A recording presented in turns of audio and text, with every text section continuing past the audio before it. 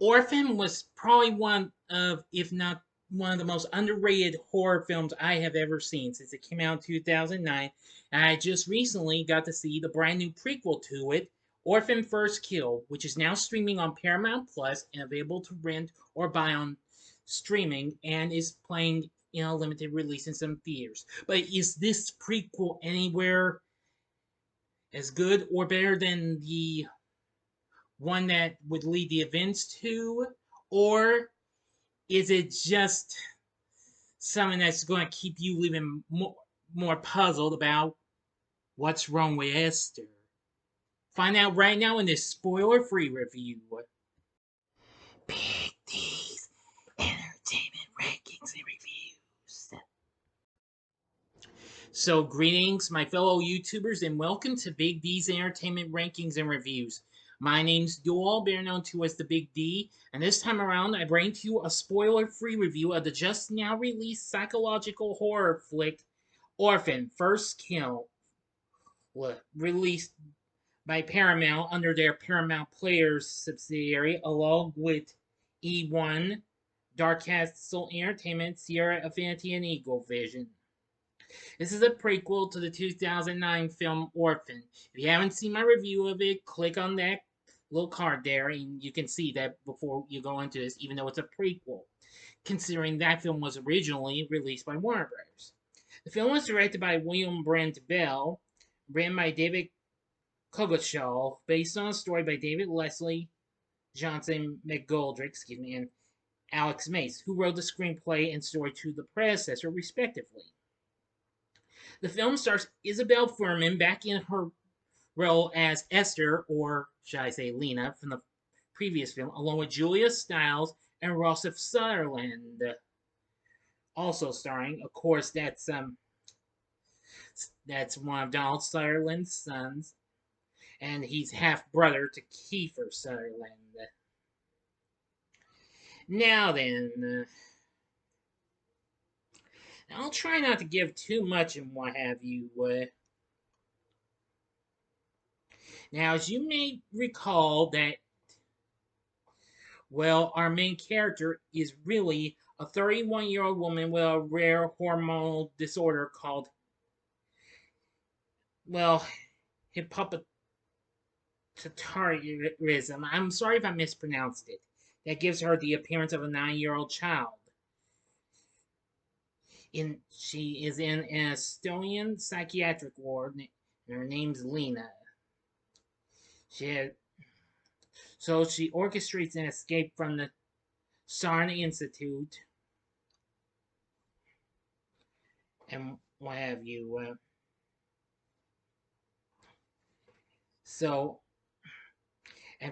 And soon after killing a person that she took a car from, she finds out she has the resemblance to an American girl named Esther Albright, who went missing in 2003.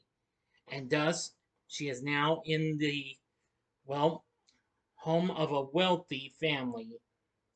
Trisha and her husband Alan, who is a wealthy artist.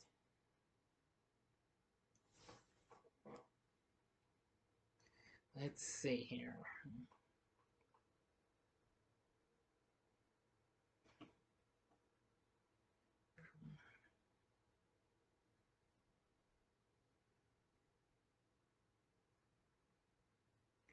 Yeah, and their son Gunner. But I gotta tell you, the film has a few more kills more than its predecessor, having like 5 kills, I think, more than 3 than what the first film had. That's why I'm just going to give you a slight heads up. I hope that's not factually spoiling it, but I'm not going to tell you what those kills are going to be like. That would really bore the audience. So anyway, yeah, the kills weren't too bad, and I do like the performances we get from our main cast. Isabelle Fuhrman back as Esther, aka Lena. She was absolutely really good in this, just as she was in the first film. Julia Stiles, who I can't believe this. It's been years since I last saw her in something. Let me see.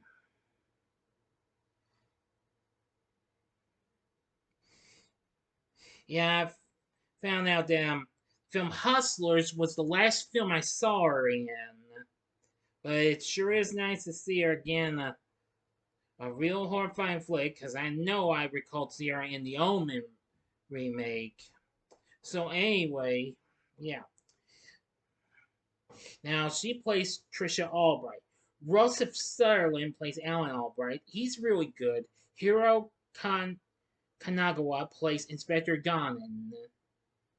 And Matthew Finland plays Gunner. But anyway, rest of the cast isn't bad. They're okay and what have you. Now the film is a little more shorter than its predecessor. It's 99 minutes, which is over an hour and a half compared to the 2 hours of its predecessor. Anywho, the story is reasonable, but critics are criticizing it though, and inconsistencies. But hey, I understand. But I like the film's twist, though. But I'm not going to tell you any of that, though. That would easily spoil it. The practical effects that were used, especially with the UV paints and what have you, you'll find out what that is when you see it. And Isabelle Fuhrman's performance. Now, its score by Brett Datar wasn't too bad, so I guess it was fine. Now,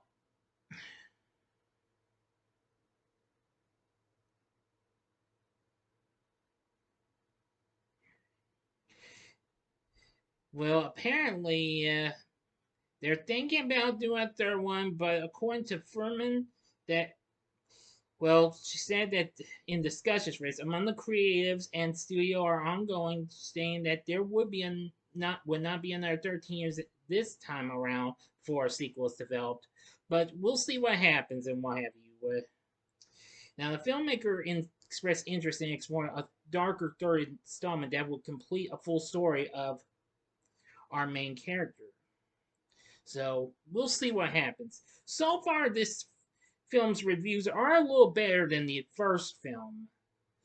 So anyway, currently at 71% on Rotten Tomatoes. So anyway, Orphan First Kill, I think it's pretty good and what have you. I think you ought to check it out. I mean, if you did like the first film, then you're gonna like this one. See how it all began and what have you. But overall, I think it's mostly good and what have you than it's bad. So for my score, I'm gonna give Orphan First Kill 4 stars. On a scale of 1 to 10, I'm gonna give it an 8. So what are your thoughts on Orphan First Kill? Please tell me in the comment section below. If you like this video, click the like button, subscribe to my channel, and be a part of the Big D Nation.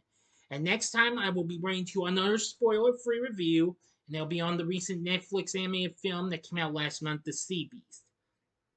So thanks for watching. If you like this, consider checking out my reviews for these other there's killer kid flicks. In the upper left-hand corner is my review of the original Omen from 1976.